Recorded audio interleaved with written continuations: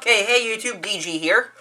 I am doing a review on Clone Wars Season 7 and my thoughts and feelings about it. I first watched that show when I was like 7 or let me think, it was 2000. Yeah, I was 7 when I first watched the show. No, I was actually 6 because that came on in October, month of my birthday. I was 6 years old when I first watched the show and the movie. When the show came on, I thought it was like a TV special, just a TV special. I found out it was actually a weekly series I watch every Friday. So me and my friend Ethan would watch it every Friday. Oh, I skipped some episodes of season 2, so I had to go on Netflix and have to get through the old Netflix mail system before it started becoming a full-on streaming service. And I kind of missed I watched the beginning of season 3, like I watched story arcs like of the ARC Troopers, the Attack on Kamino, the Squadron Press arc, the Ghost of Mortis arc. I watched those first few arcs. I missed the majority of season 4 until the final arc, which I watched on demand, which was for because I was excited to see Darth Maul return. I missed season 5 until the last few episodes, starting with the Darth Maul Syndicate arc. I finished it up and it was good. Before it got canceled after Ahsoka left the council. Then a year later I watched the 6th season on Netflix, and now so it came out. As we go on to. Now, honestly, this season was really good, although the season goes, they do 3 arcs for it. First, each of them spanning 4 episodes. First arc, the Bad Batch arc. And that arc, Captain Rex gets released with the troopers called the Bad Batch. I don't remember any of their names. Who are like controls like shoot first, ask questions later, and those guys are pretty much there to help Rex set on this attack against Admiral Trench, Wat Tambor, and the Techno Union. And during their attack, they find out that Echo, in case you didn't know who Echo was, he was a clone trooper in the first 3 seasons of Clone Wars. In season 1, he appeared in episode Rookies. Rookies is one of the 2 surviving clone troopers of the attack on the Rishi Moon base.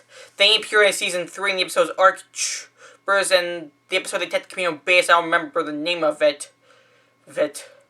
And in the Citadel arc of season 3, oh yeah, I did watch that arc too. The Citadel arc, he was killed in an explosion blast, but revealing that arc that he had survived, and the villains were using him to extract information. So you have to go in and free Echo. It was an alright arc. Nothing too special. Just some a way to start the action mindless, or you have to see some mindless action. And then the next arc is the arc everyone seems to complain about. The next arc, we finally get to see Ahsoka Tano again, because she wasn't in season 6, now we get to see her for season 7. And season 7, start of the season, she goes on a spirit bike around Coruscant until she crashed in this place where there's this garage run by 2 sisters called the Martez sisters, named Trace and I forgot the first sister's name is. Okay, I don't remember what the Rhaenyra I think there was her or something thing. I was gonna call her Rhaenyra for now. So now, I was gonna call her the older sister for now. Anyway, she gets paired with them and helps them with their shop, and it makes different. And then they have to go to. They got the job to sell spice.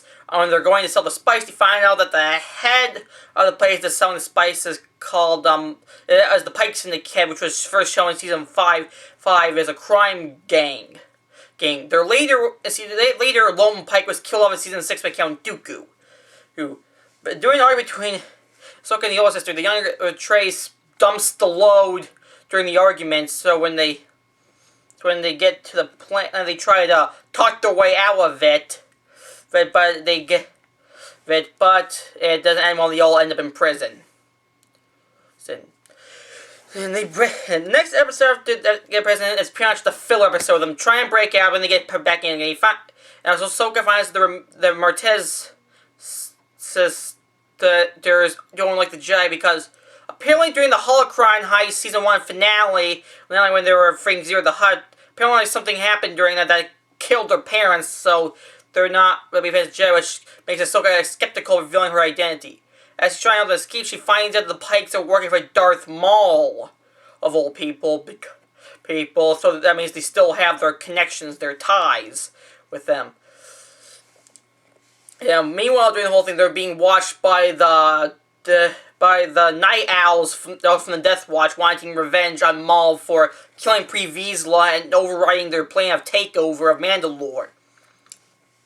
During the whole thing, eventually, and the twins and the sisters escape me. She tells them who she is. They get recruited by the Night Owls to help her against Darth Maul.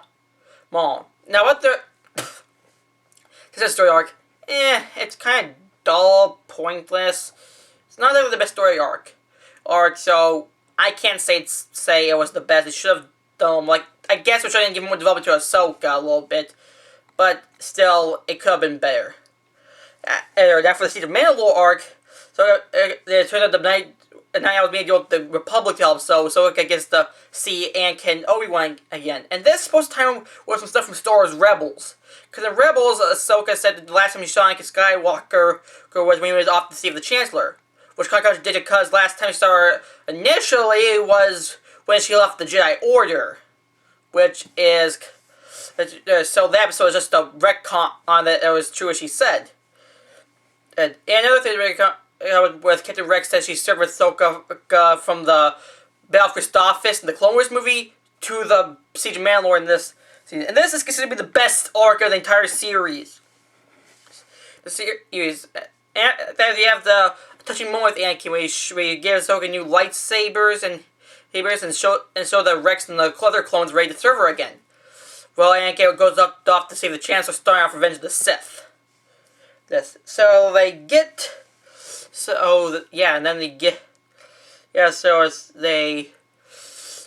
this is considered to be the best lightsaber fight ever. They tried to get information on Prime Minister Almec, who's still ruling the figurehead under Maul, but he gets killed off as he reveals that Maul is wanting something with Anakin Skywalker. Eventually, Ahsoka tracks down Maul to his throne and has the best lightsaber fight of the entire series. This was amazing. And when I first saw the trailer, I thought that looked I thought it was weird of how the animation looked a lot different than it did in the rest of the show, and I found why. Motion capture. And they got Ray Park to do it. Bravo!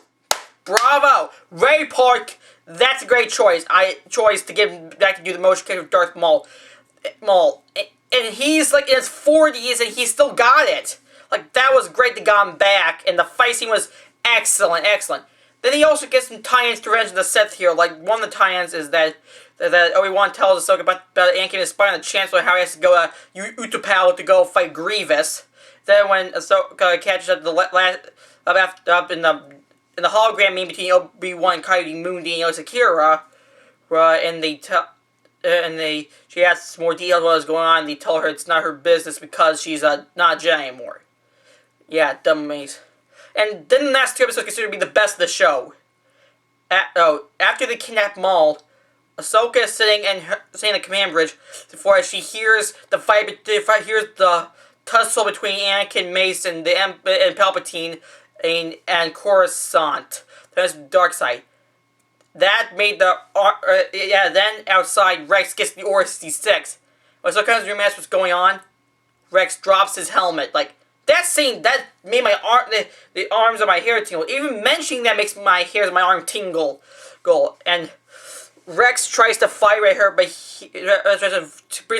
he can't help himself, so he tells her to go find information about Fives. Don't know who Fives is? Season 1, he was the other survivor of the Rishi Moon attack, and appeared in a few episodes of Season 3. And Season 6, he finds out about the chip. You see, in this chip, there's this chip that is the reason why the clones turn against Jedi. See here, when the clones get this chip inside the chip. The only way they can activate the chip is by saying the words "execute Order 66." So she finds the information on from a couple of old astromech droids. One of them being her old droid, and she gets the chip out of Rex. But before that, she had to free Darth Maul to have him cause distraction. And the two try to escape after the clone troopers led by Jesse tries to get him to stop, but the two manage to escape. But it seems like they were forced to crash the Republic cruiser, the Star Destroyer, as Darth Maul escapes, fleeing to rebels. And this is considered to be one of those chilling finales. Ahsoka and Rex go down to the plant and they go find the wreckage. Ahsoka leaves one of her lightsabers there and paints the helmets with to look like her face. Then after that, it showed a few years later, clone troopers are now searching the remains of the area as Darth Vader comes, and he finds on the ground her lightsaber and looks up in the air. Similarly, he lost everything. Thus, we get the epic conclusion to this great series. Also, forgot to mention, one thing that this also explains is how the Y-Wings got into the Rebels' hands, because it showed that Ahsoka and Rex had escaped on a Y-Wing, which makes sense they do join the Rebels, which meant they probably took it to the Rebellion, which decided to convert into Rebel fighters. That answered that plot hole that the Season 1 created. Anyway, I found out and that was a great ending to the show. Like, I love the RC6 bit, especially the scene where it started playing some cues from Revenge of the Sith when Ahsoka fought after clone troopers. To play the theme that was mostly being played when Anakin was looking off the bridge of Mustafar. And the tie-ins to Revenge of the Sith was amazing. The story and detail were great. But here's the thing. I don't know if you guys know this, but in Season 7, they actually made episodes for it. So something I can find on YouTube, but they never finished the animation for it because of the canceledness. I wish they could have used... I'm filming right now!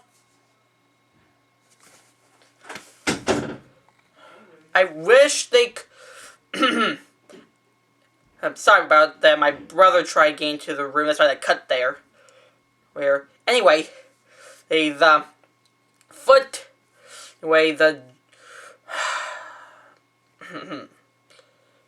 cut that. Anyway, I like the overlap with Revenge of the Sith. Now I remember what I was going to say. The storylines they could have used, like, they have them for Asajj Ventress, which came up with Quinlan Voss to finish up her arc, but of course they didn't use it, and it got turned into a novel which one of my friends is reading called Dark Disciple. You have to look it up. And another storyline which they could have used was the Utapau story. It was supposed to be a story where Obi-Wan and Anakin go investigate something on Utapau, and it was supposed to be another one where Yoda does with the Wookiees and Kashyyyk, and it was supposed to be another one that finished up Cad Bane's arc. I kind of wish they just did some of those episodes and just extended it a little bit. But no, they had to get the Martez... Oh yeah, remember the name of the... Oh, this is Rafa. That was the name. Rafa. I mean, yeah. Anyway, the season was a great way to wrap up the entire show.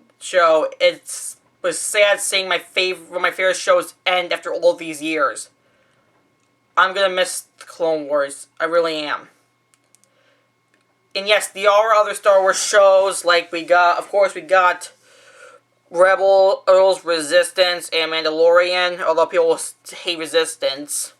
I've only watched Resistance, and Mandalorian is good. Still, I'm gonna miss the Clone Wars. Anyway, it was a great season. I loved it, and I hope I can see it, and I hope it gets released on DVD and video soon. Anyway, thanks for watching. Hope you guys have a good day.